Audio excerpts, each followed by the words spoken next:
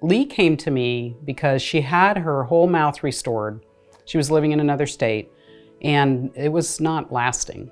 She had some things pop off, she had some things break, and so what she was concerned about, well, why is this happening? It wasn't done in the right bite position.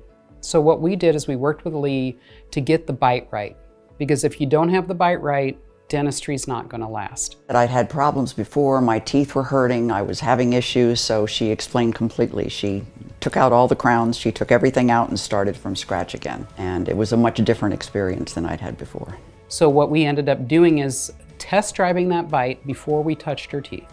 Make sure it's comfortable and then check it to make sure on the computer it looks good. I always say it's got to look good to me, it's got to feel good to the patient, and the computer has to verify that before we move into what we call phase 2, which is the restorative dentistry. So what we did for Lee is we actually took off all the old restorations and we built a new restorations in that new bite. And we did that, I don't know, over 10 years ago. And she's just had a fantastic result and hasn't had to worry about things chipping or breaking because we paid attention to the bite. The other doctor and his office were nowhere near the care that I've gotten here.